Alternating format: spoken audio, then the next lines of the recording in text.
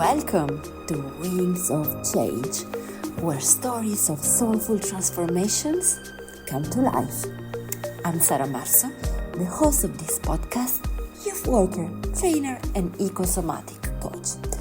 Together, we will explore inspiring journeys of growth and change. Are you ready? Let's dive in.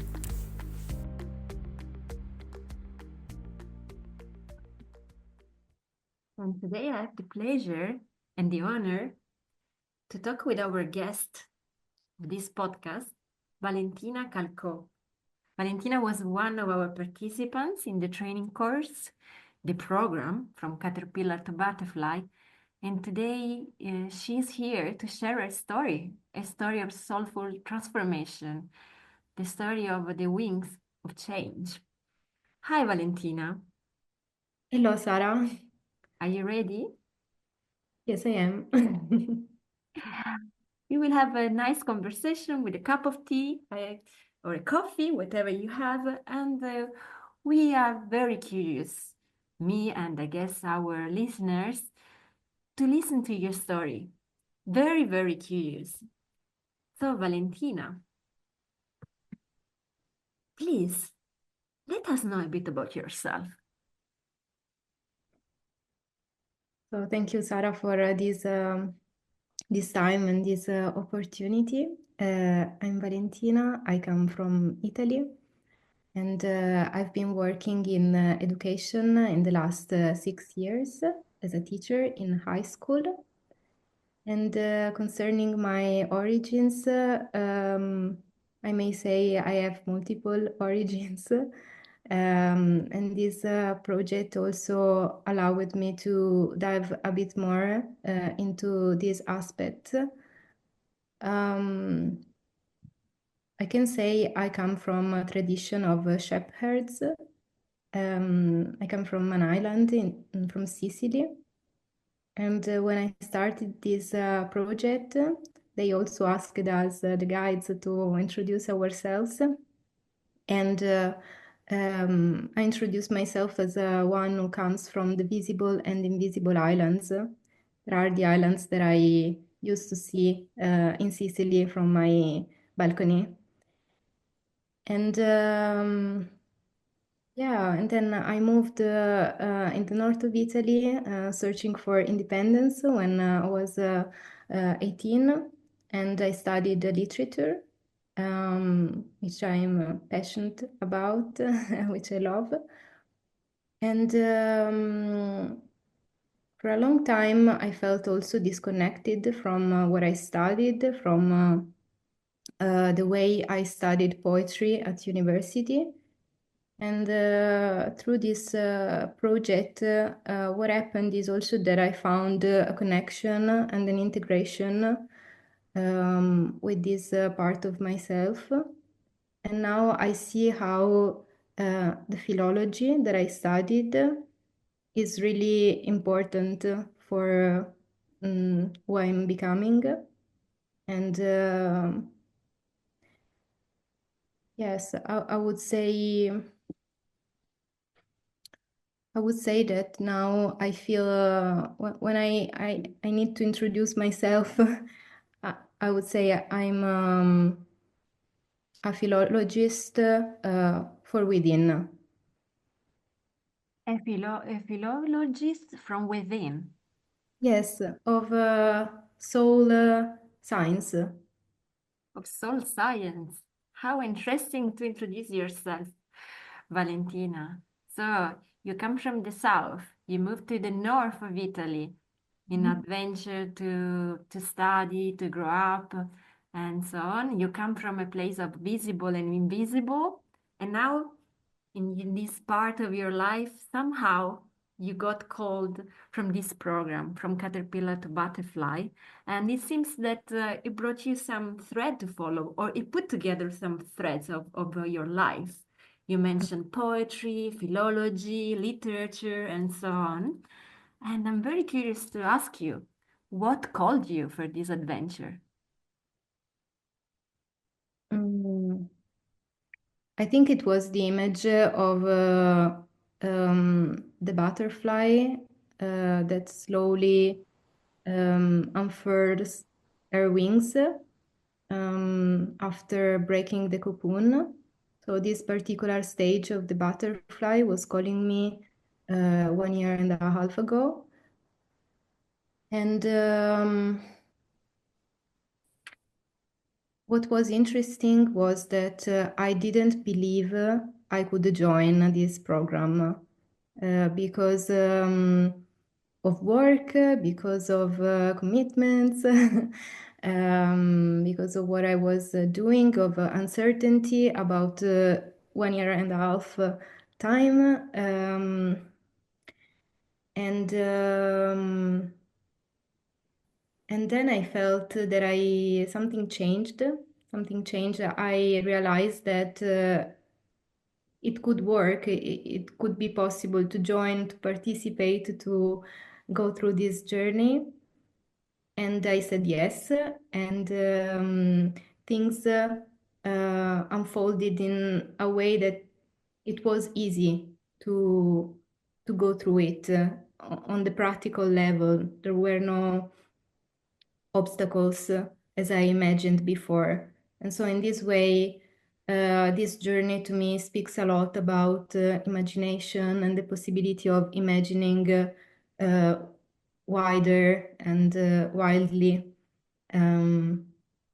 to open the space for possibility. In the sense of even in my participation to the project, there was this aspect. Hmm, interesting. You mentioned the word imagination and possibility. It seems like the project opened the door to this. You were hesitant about your participation. Can I do it? Can I not do it? Work and anything. And then somehow the moment you said yes, the magic happened. And you took part in this soul transformation, this metaphor of the butterfly. It is something they call you the wings, cracking the cocoon to spread the wings and to go towards life. And I'm very curious to know what what made you overcome these insecurities that you had before diving into this deep journey of the project. The experience I had already with the guides, with Sandra and Eleni, I met them before in another project a year before, and I found their work and their guidance really inspiring for me. I was at a particular moment in which I needed to feel more rooted in my everyday life. I was searching for tools also to root myself more into my wholeness. And I knew that the work we did before with them was was very important, was crucial because it allowed me to remember um, remember poetry, to remember aspects of myself that I forgot. It was for sure challenging, but also very empowering. And so I followed this calling. Mhm. So what made you say yes was already this introduction into wholeness, we can say, isn't it? So that you already took part in another Erasmus Plus program with Sandra Eleni that are Erasmus Plus trainers. And they introduced you to this model of the nature-based map of human psyche with Bill Plotkin, and cultivating wholeness through the map allowed you to say yes and to challenge more yourself and dive even deeper in this personal journey. Yes, yes, I got very curious about the map of wholeness of Bill Plotkin. I think it's a model that is enlightening for many aspects. Um, I have been fascinated by psychology and psychotherapy for a long time. I've been diving into my inner reality for many years, and this perspective from coming from the Animas Valley, from Bill Plotkin, I found very fascinating and very useful also to understand with images, with archetypes, some aspects of myself in a way that I can interact. And in this sense, this work is very particular because it is more involving, I would say. Yes, immersive in the way we can interact with the the archetypes of wholeness, of the four direction that Bill Plotkin is imagining in his diagram. Mm. So when I listen to you, I have the impression that imagination and the power of images, metaphors, and archetypes were very powerful for you in this journey and were very accompanying you towards the place where you are right now. And I would dare to ask you if you could describe your story with one word or a metaphor, an image.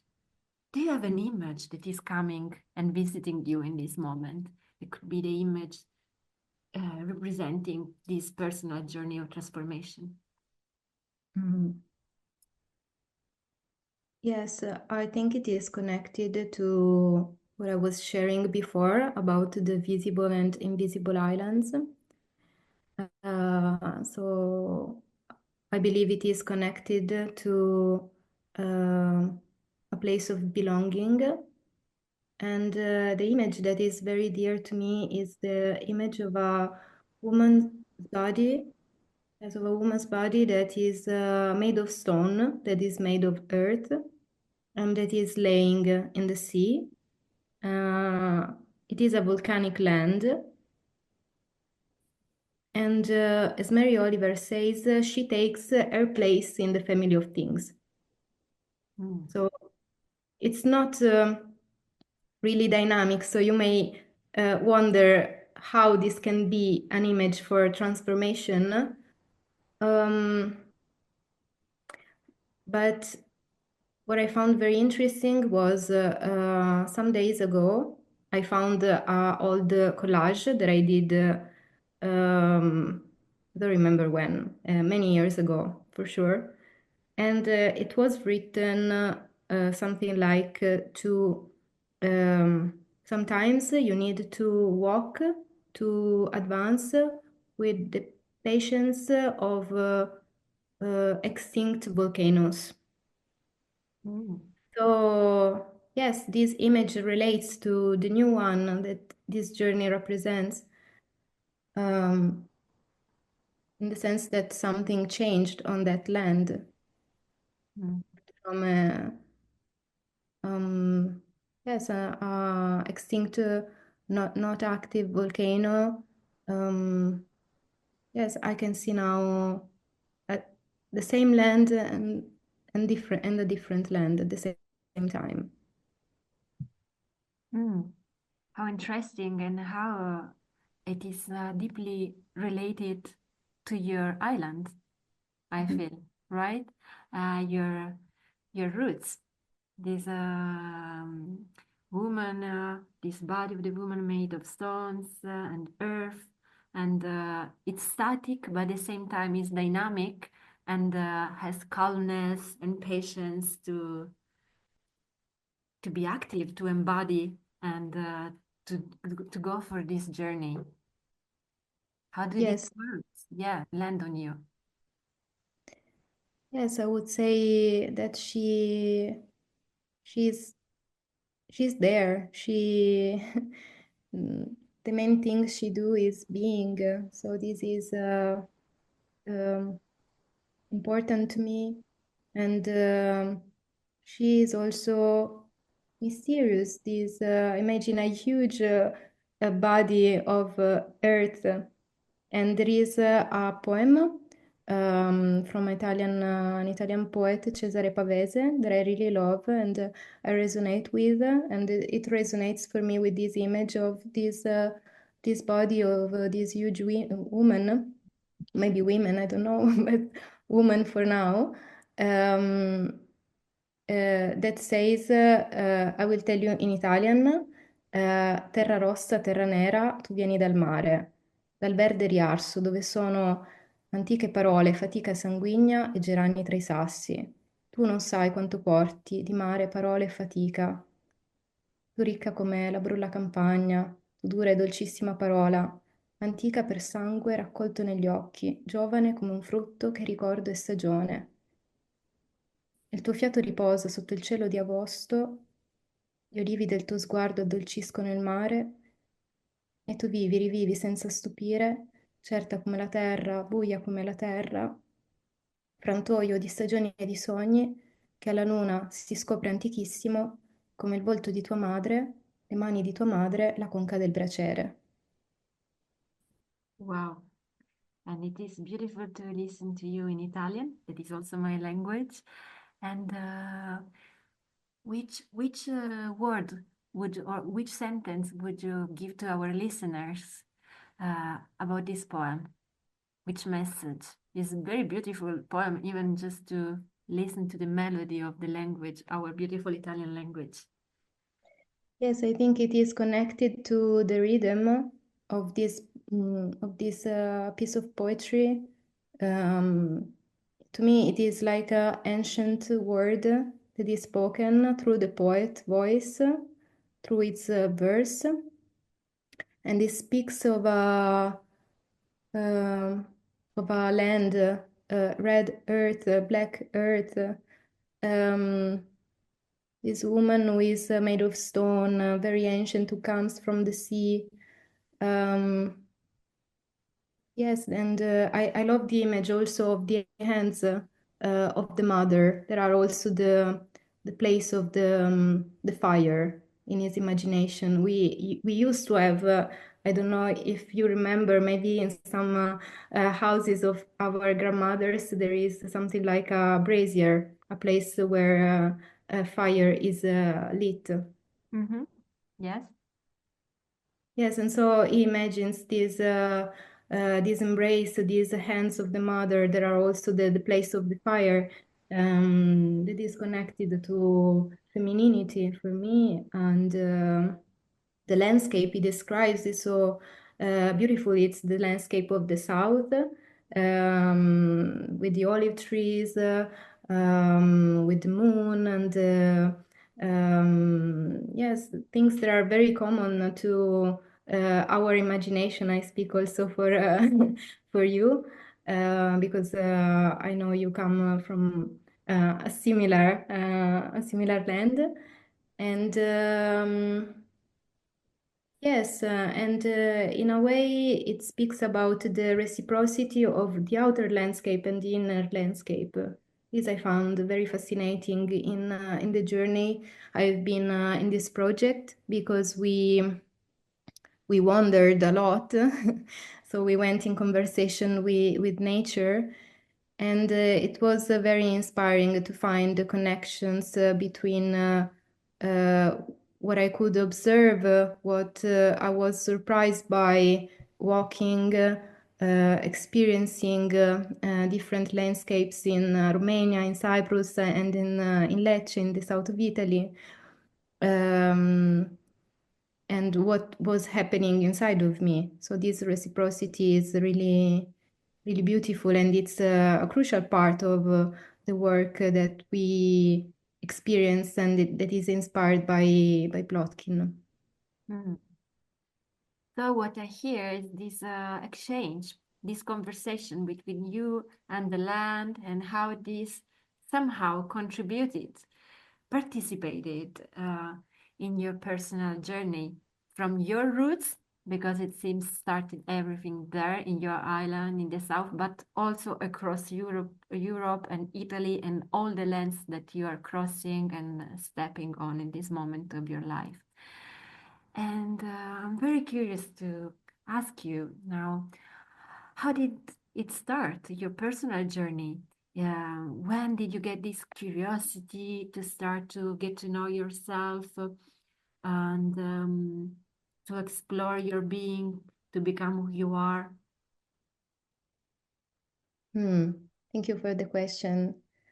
Um, I think it started long ago. Um, before this journey of from caterpillar to butterfly, I think it was between the end of high school and the beginning of university, and it wasn't a really happy time. So it began with physical symptoms that I was that were affecting my well-being, my health, and so this is where I started to learn about myself and to start a work in psychotherapy. It was really and is still really life-changing. And diving deeper and deeper in years, yes, it became more and more important, and that's when I met um, uh, these opportunities, these kind of immersions through the Erasmus Plus. And as I mentioned, it was a project with Sandra and Eleni before starting this particular project that awakened something in me, and then this followed. This came as a continuation. Yeah, I feel that is a continuum. Hmm. So it was already when you were a teenager that you started to take care of your well-being, starting from the symptoms that you had, but then taking care of them, exploring through psychotherapy, and then slowly, this brought you in this path of this Erasmus Plus project program from caterpillar to butterfly, and have this the impression that it's still going on, and that this is a process that started slowly and it's a life-going lifetime uh, process that is inviting you in this knowledge of yourself, and every time you find something new and something new and something new. And I'm very curious also to ask you if there is any particular insight or moment that you would like to share with your precious openness that you are gifting us with in this moment. Thank you so much for being so open. And if there is a moment, an insight, something it was really aha moment, and you say, I still remember this and this switched my life, if you feel like, if there is, of course. Are we talking about the project from caterpillar to butterfly or in general? Could be in general.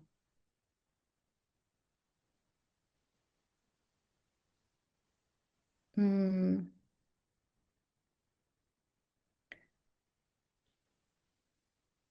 okay, I can share about uh, something more ancient and something from caterpillar to butterfly, because this journey has been um, really crucial. I would say really life-changing also.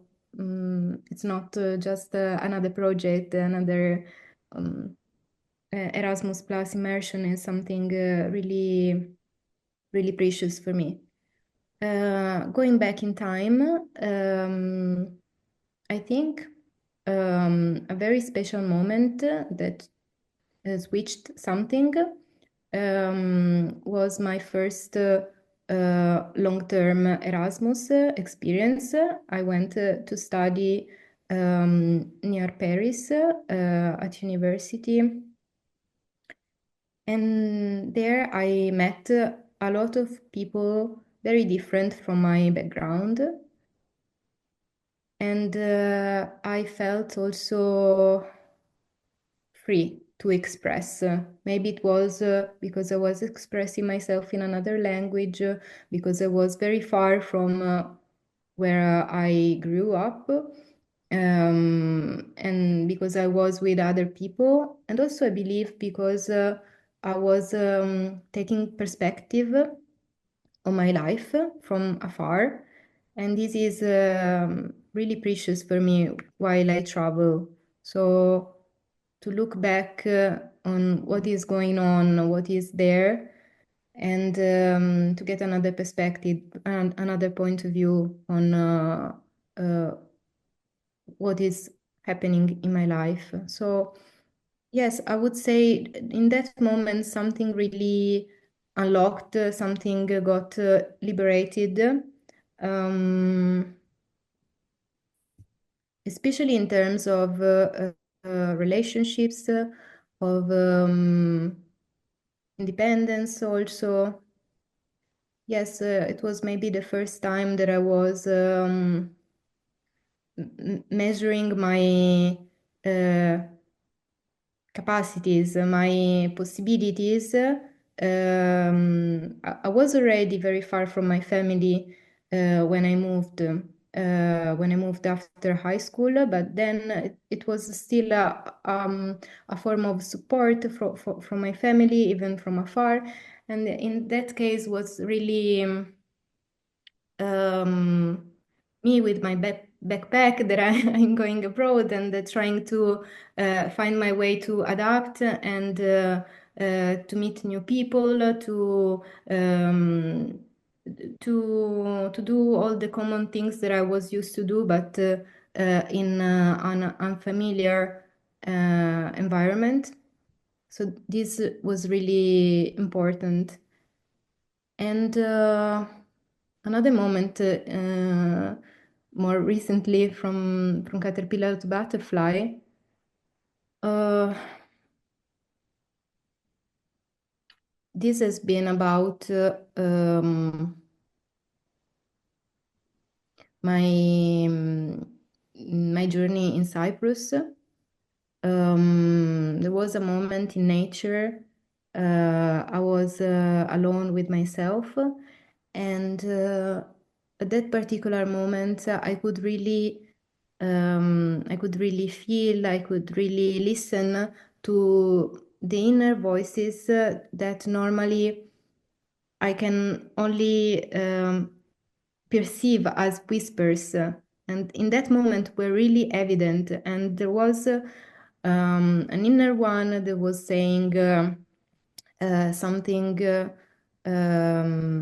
it was about um, their their pain, their sadness, their anger, and there was an inner dialogue, a kind of dialogue between the mother and the child, and that really shifted something because I can come with my memory many times to this moment, and it allows me to ground myself, to find again those voices inside of me, to relate to those to those images, to the child, to the wound, to the mother, to the one who knows how to take care. And yes, and so this in another complete dimension, this was also um, really important moment for my becoming. Mm. So, listening to you, I perceive like there were two very important moments. One was exploring the outer world, the first experience of a younger version of yourself going on an Erasmus plus Erasmus study program, right? You were studying abroad and getting to know the world, people, new culture, new languages, and so on.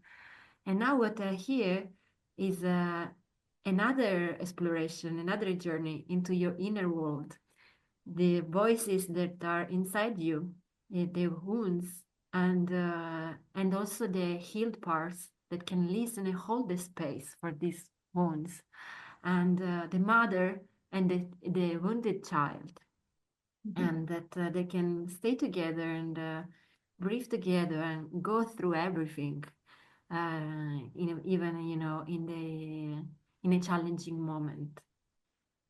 Mhm. How do these words land on you? Is it like this? Yes, yes, I feel it is resonating. I feel these two realms, the outer and the inner space, are interwoven. And so, also at that point, in exploring the outer physical space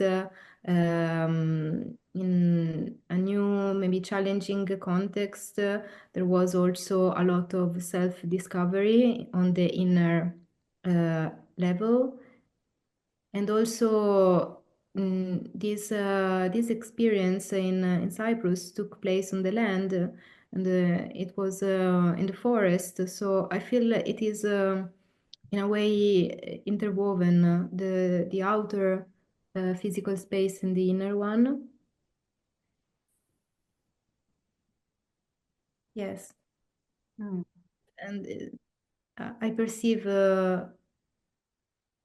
um, a focus maybe now on the inner reality. But I can tell you that one thing that shifted was also this perception of like a channel that opened, in which the inside, what happens in the inside is connected what is moving in the outside, but also in the dreams or in the visions that I had, in the drawings that I'm painting, or in the wonders that I have on the land. So I feel much more this reciprocity, this way of being connected, the outer and the inner. I cannot talk about a duality. It is the same in a way. Mm. The word that comes to my mind is interconnectedness. Like there is no separation, and what is happening outside somehow is happening inside, and then what is happening inside is happening outside, and they are all interwoven and affected, influenced, and they flow together in the river of life somehow. Mhm. And Yes. yeah, and uh, and this speaks a lot to me about wholeness. Mhm. And really, um, yeah, I'm wondering which part of yourself were healed and which ones were growing in your wholeness, if you could mention some of these changes during your journey.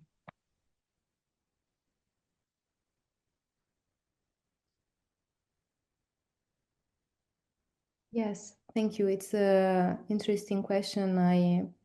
I'm still reflecting on this. Um, but I can tell you that before this particular journey, even if I already known something about the map of wholeness, I couldn't really relate to some of these archetypes, to some of these images, to some of these qualities. And now it became something really present inside of me. I'm talking about um, what is called the north into this diagram. And so to me, it speaks about wisdom, about rootedness, but also about in the other direction, I think about the East. I think about the ability of being light on things and yes, to see things with perspective and to have the innocence to look at things with the eye of the child. But also concerning the South, it reconnected me to also to something that I feel it is in my connected to my origins, and it is connected to intuition. There is this image of La Loba that is really inspiring me since the beginning of this journey. I think this really opened a portal in the sense that I came back to drawing, which was something that I really liked as a teenager, but I stopped because of other demands from the outside, especially I would say studying really hard and dedicate myself to more serious things. So, yes, intuition, I would say creativity. Uh, and I'm very fascinated by what Bill Plotkin calls the West facet of wholeness. He imagines this archetype of the dark muse beloved, and I found really inspiring this relationship with mystery, the possibility of trusting with faith something that is unknown, and to go in there. Not with fear, or maybe yes with fear, but also with the ability of holding oneself and with curiosity, with courage to explore this mysterious uh, realm. And from this perspective of wholeness, what I learned, and I would say what I'm learning, I feel still I'm apprenticing this other part, is also to take care of the woundedness. And in particular, I found very fascinating to work with the shadows. I found very interesting working with what Bill Plotkin calls the subpersonalities. So these parts, these protectors of ours that are also in need of love and yes, of being considered and not excluded from oneself wholeness. Mm. Wow, such a journey. It seems that you traveled all the directions of the map from east, south, north, west, and when you talk, I can feel all the qualities that are cultivated and still cultivated in your daily life, and I can perceive this awareness and this care that you have for holding the space for the wounds and for the wounded parts of yourself. And while I'm talking, some questions also are visiting me because I'm very curious. And I would like to ask you, for example, if there were like any, tangible life changes in your life from the moment you started till now. What are you applying in your daily life? Yes, I would say there were tangible changes and intangible. And intangible ones, the intangible is connected with the feeling of being present and being conscious in whatever I do. Not always, but most of the time. And this wasn't the case 1 year and a half ago. I was looking for this. I mentioned before I was looking for rootedness, for steadiness, for being really present, not to be taken away from a gust of wind. And so this shifted. Maybe it's not tangible, but it's what I bring into my work, into my relationships, into my everyday life. And I'm still learning this. I'm still apprenticing this to make it even more more fundamental of my everyday experiences. But to mention also some things that changed on the on the in the reality that I live. The first concerns work. The way I inhabit teaching is different now. And I try to integrate what I've been learning through this project, but also what inspires me on the deeper level into my teaching. And this is fascinating because for me it is a new way of inhabiting my work. Another things that changed is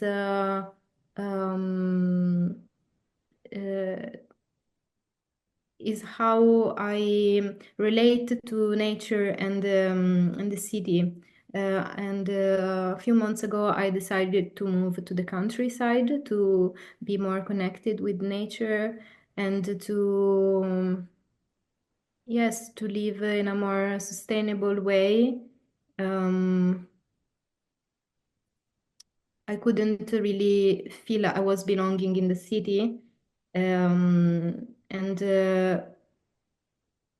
I felt I was starting to complain a lot. So what I wanted to do is to break that chain of complaint and to make an action. And that action was moving with my beloved to the countryside.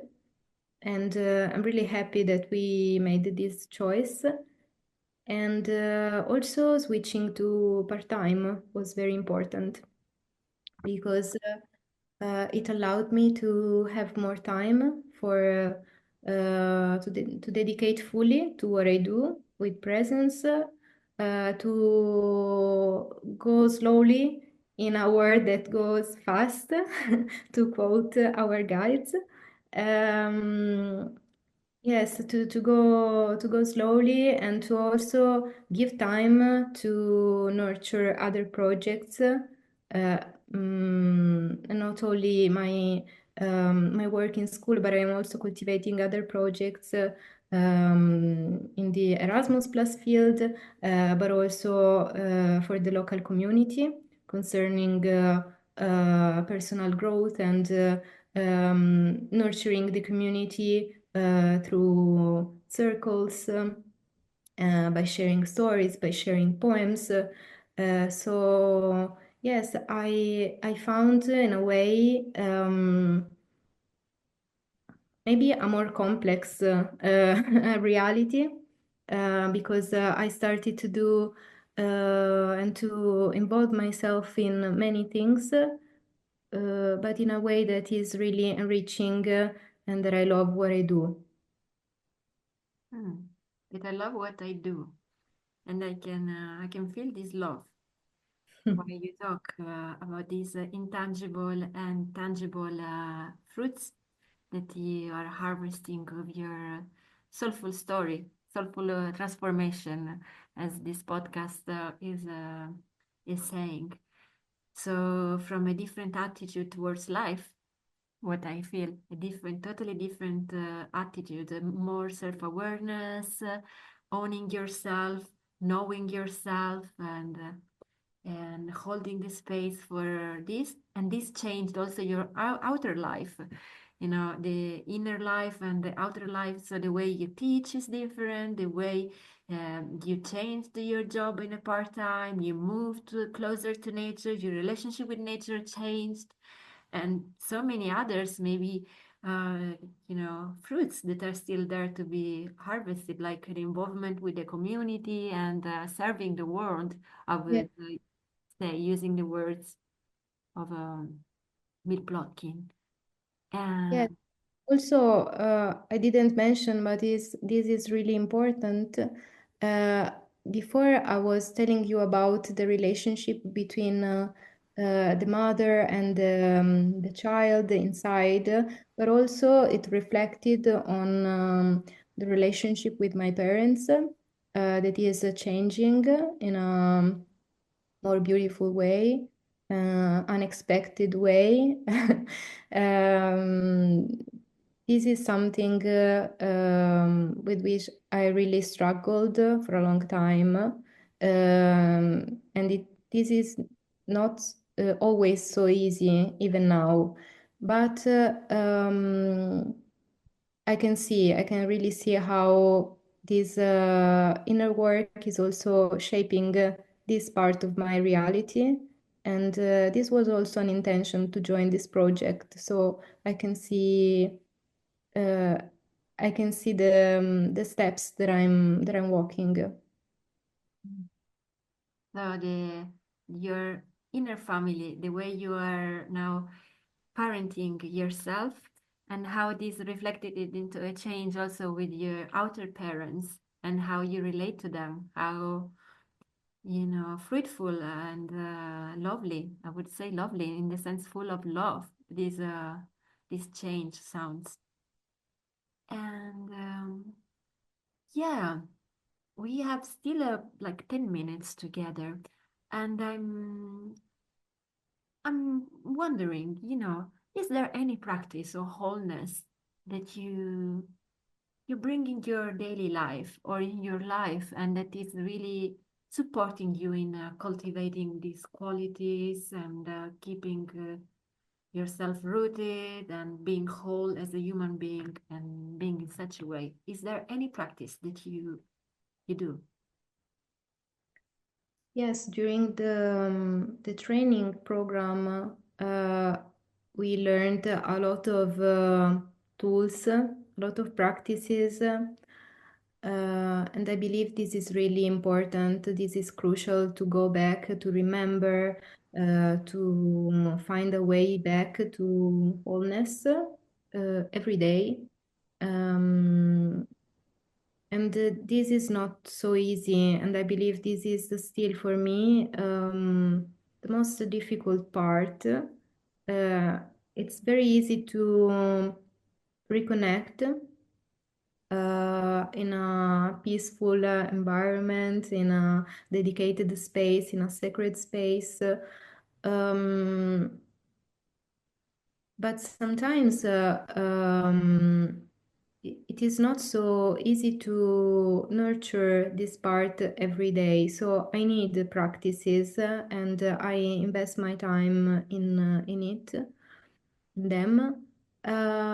What I do is to spend time with myself, and something that I learned during this project is also how important it is to say no in order to say yes. um, to really ask myself what I need, um, what nurtures me, um, what is helping me in a particular moment, and to dedicate time for it. It can be just staying with myself, contemplating, meditating. It can be to have a walk on my own, um, or with someone, but in a contemplative attitude. It can be journaling, it can be drawing, it can be yes, dedicating a specific time for a ceremony in a particular time of the year. For example, for letting go of something, a ceremony of grief. Also, I think this is really important. Um, I mentioned before I'm joining some circles in which we share from the heart and we listen from the heart, and this is really important for me. So I also opened some spaces to learn from stories and to see what resonates inside of us and to share about these stories, especially concerning the book Women Who Run with the Wolves. This was really a source of inspiration years ago, but also now.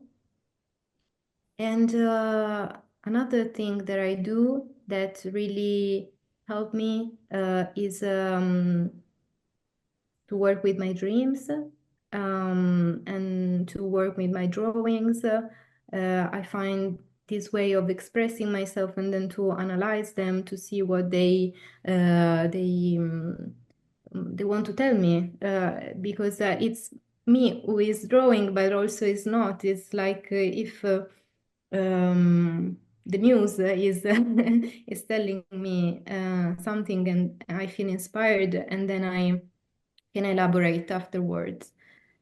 And before we talked about the four directions, and I believe this is also fundamental for me to go through the four directions to remember wholeness in all its facets and to engage also in meaningful conversations with others to share about all of these and to not keep for myself, but um, to share with others, to bring this into my work. Also, when I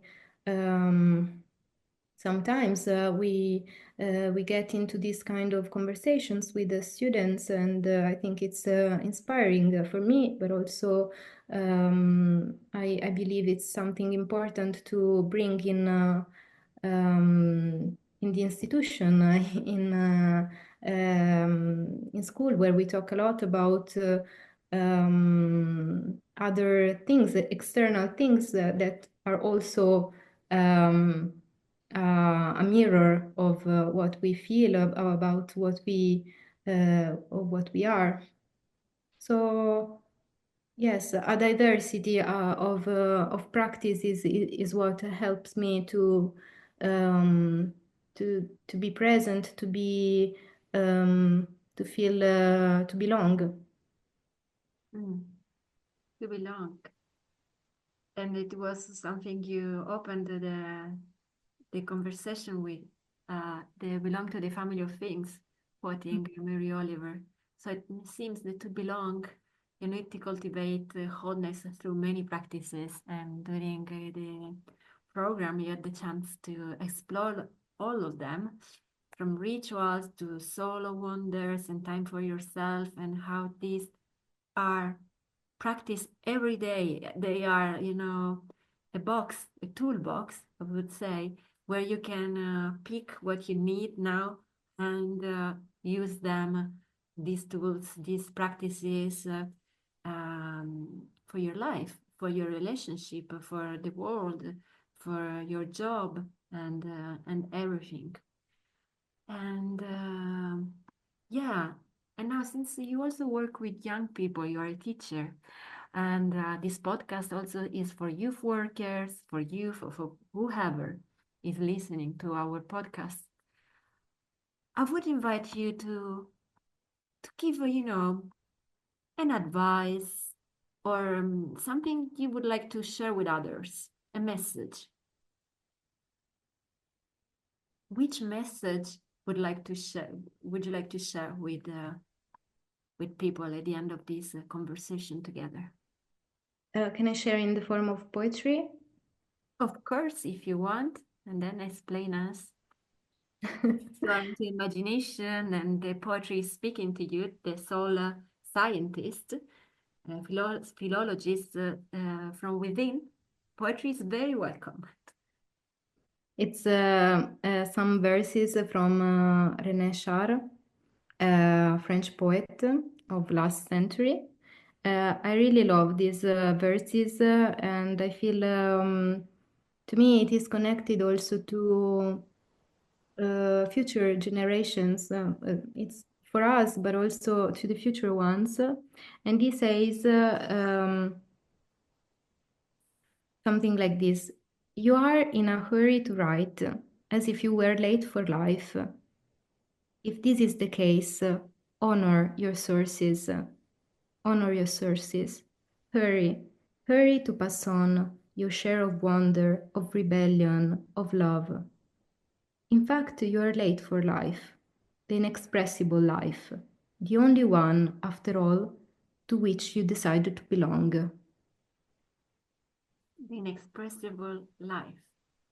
Mhm. It's the one you belong to.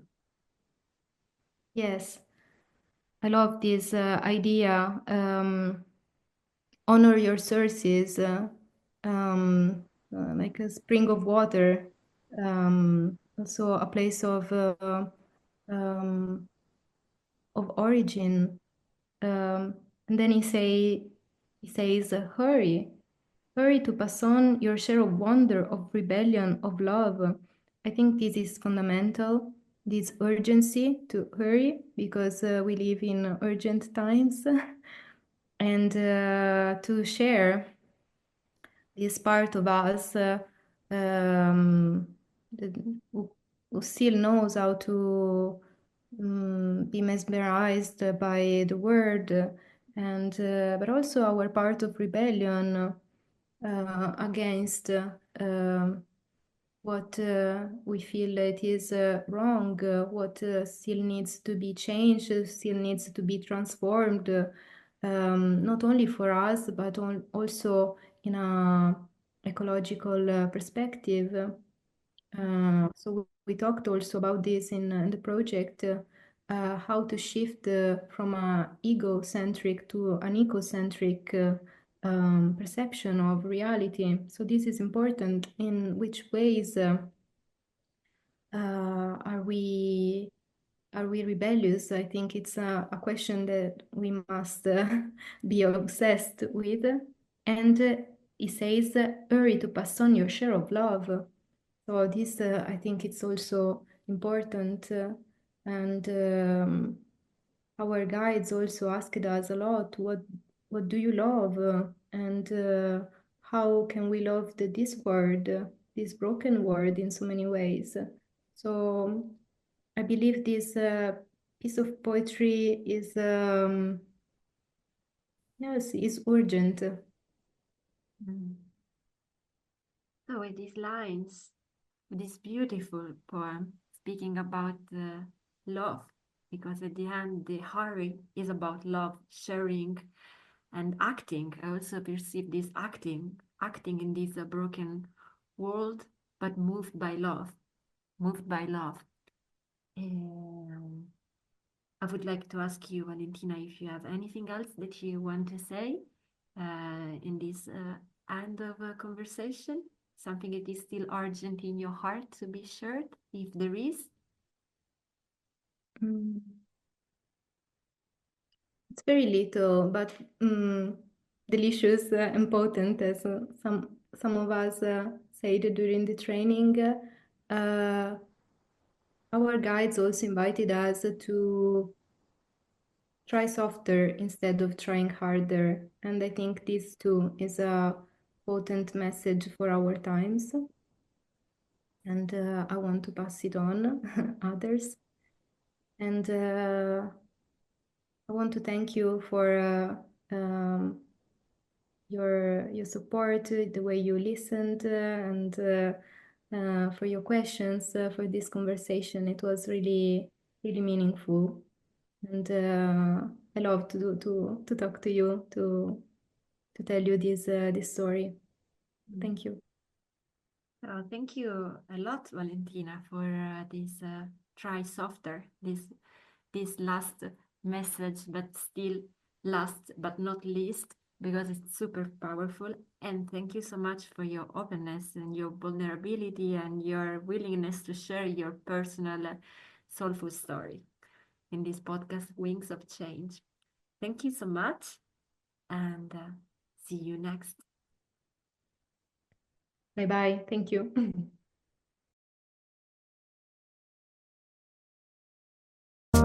Thank you for listening to our podcast, Wings of Change. Stay tuned and listen to more inspiring stories on our Spotify channel, Volcanic Minds.